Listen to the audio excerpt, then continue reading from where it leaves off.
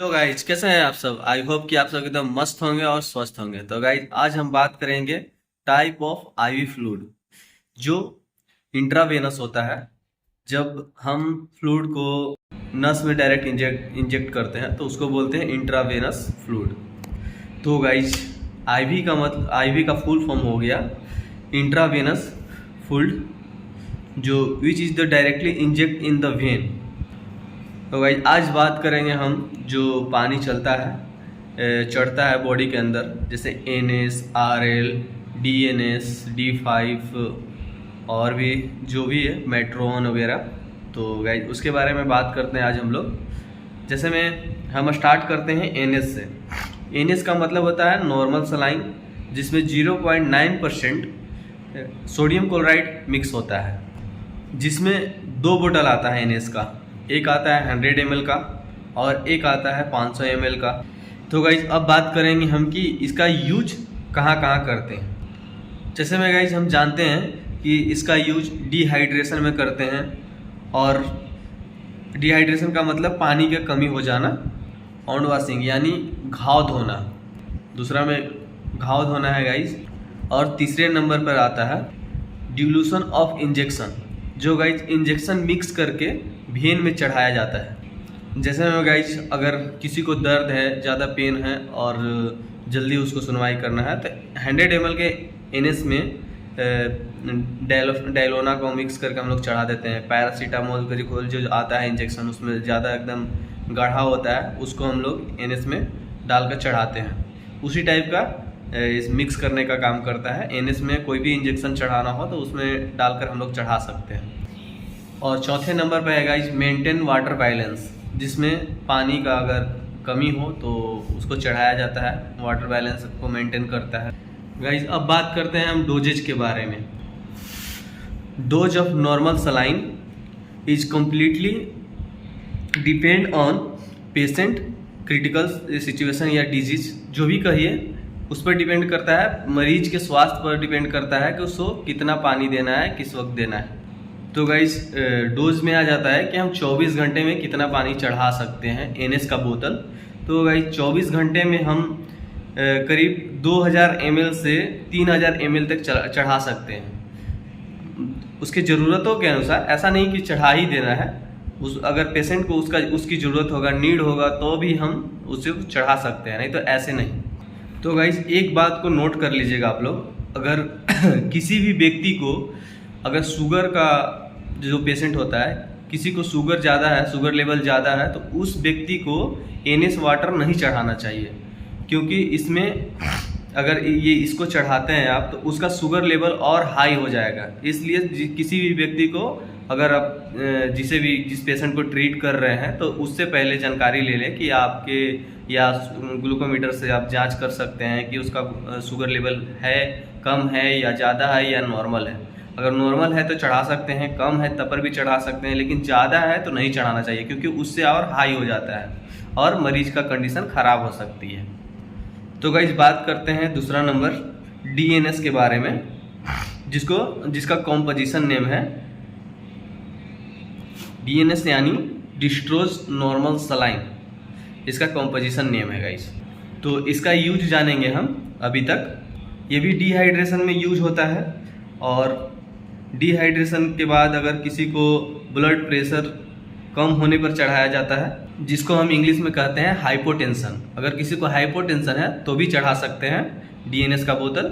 और गाइज इसका यूज हम तभी करते हैं जब हमारा इंसुलिन बॉडी में काम नहीं करता है, तो ट्रीट इंसुलिन चेक करने के लिए इसको चढ़ा सकते हैं, जिसको हम कहते हैं कि टू ट्रीट इंसुलिन शॉक। और चौथा है गाइज एक्सीडेंट जब हो जाता है तो भी ये पानी चढ़ाया जाता है। जब एक्सीडेंट होता है ना गाइज, तो बहुत सारे मरीज को मतलब क्या बोलते हैं, ग्लूकोज की कमी हो जाता है, डिहाइड्रेशन हो जाता है और ब्लड प्रेशर कम हो जाता है, तो गाइज ये चढ़ाया जाता है।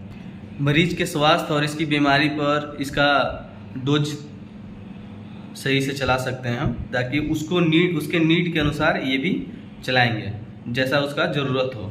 इसका यूज है गाइज कि 24 घंटे में आप 25 से 30 ml तक चढ़ा सकते हैं, और इससे ज़्यादा नहीं। और ऐसा नहीं है कि 2530 ml चढ़ा ही देना है। जब उसको ज़रूरत होगा, एक बोतल को होगा 500 ml या 100 ml या और भी बोतल की ज़रूरत होगा तो ही चढ़ाएंगे। मरीज के सिचुएशन के अनुसार चढ़ाया जाएगा। और डीएनएस में गाइस शुगर का मात्रा ज़्यादा पाया जाता है, इसलिए ये भी शुगर वाले पेशेंट को नहीं चढ़ाया जाएगा। जिसका शुगर लेवल ज़्यादा है तो ये डीएनएस पानी नहीं चढ़ाया जाता है। तो गाइस तीसरे नंबर पर आता है आरएल, जिसका हम लोग कॉम्पोजिशन नेम जानेंगे। पहले रिंगर लैक्टल बोलते हैं इसको, और इसका जो गाइस कॉम्पोजिशन नेम है यही होता है रिंगर लैक्टेट। रिंगर लैक्टेट जो पानी है गाइस, ये जो होता है इलेक्ट्रोलाइट का मिक्सचर होता है। इसमें guys sodium chloride, potassium chloride और सोडियम लैक्टेट पाया जाता है। तो गाइस जब इसका बात करेंगे यूजेज के बारे में, इसको डिहाइड्रेशन में पहला होता है, डिहाइड्रेशन में भी इसको चढ़ा सकते हैं। इलेक्ट्रोलाइट एम्बुलेंस में भी चढ़ा सकते हैं। और ड्यूरिंग द सर्जरी, जब किसी को जब ऑपरेशन होता है, सर्जरी होता है, उसमें चढ़ाया जाता है। और गाइस बर्निंग कंडीशन में भी चढ़ाया जाता है। जब किसी व्यक्ति को जल जाता है हाथ पैर या व्यक्ति ही जल जाता है तो उसे अधिक नीड होता है आरएल का, तो उसे चढ़ा सकते हैं। रिंगर लैक्टेट, सॉरी गाइस नाम मैंने भुला गया था तो दोबारा रिपीट किया है, रिंगर लैक्टेट। और इसे भी हाइपोटेंशन में हम यूज कर सकते हैं, ब्लड प्रेशर कम होने पर। और it is suitable for diabetes patient.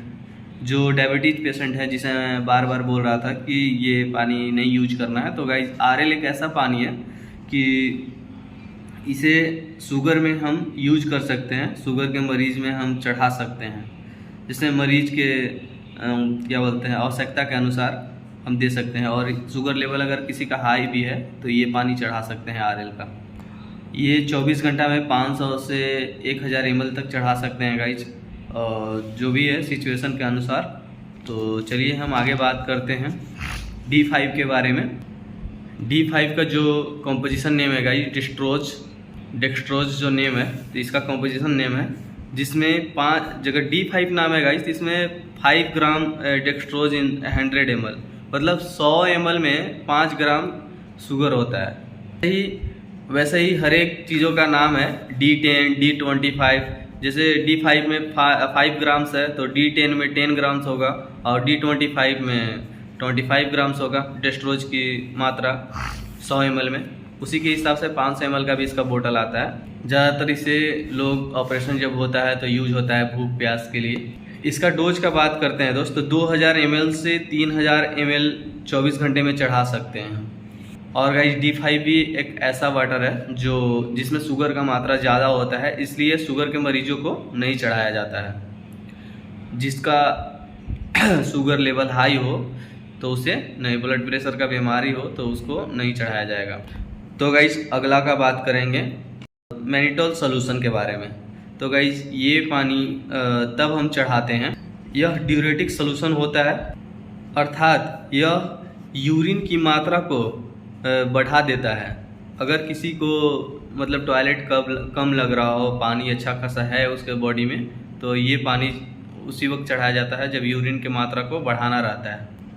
तो बात करते हैं इसका डोजेज के बारे में दोस्त। तो इसमें जो होता है 20 ग्राम मैनिटोल होता है 100 ml में। तो गाइस उसके हिसाब से अब इसका क्या बोलते हैं 500 ml का भी बोतल आता है, तो उसी के हिसाब से आप काउंट कर सकते हैं। 20 ml 100 ml में आता है, सॉरी 20 ml नहीं 20 ग्राम आता है। 100 ml में 20 ग्राम का मिक्सड होता है। इसका यूज अधिक तब होता है जब शरीर में पानी बढ़ जाता है और यूरिन की मात्रा कम हो जाता है, तो यूरिन के रास्ते से पानी को निकालने के लिए इसका यूज किया जाता है।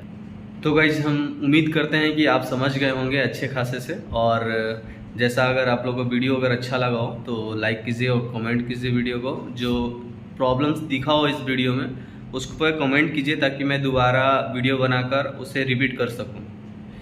और जो लोग अगर ज़्यादातर मेडिकल लाइन में अगर इसके बारे में नहीं जानते हैं तो उनको शेयर कीजिए।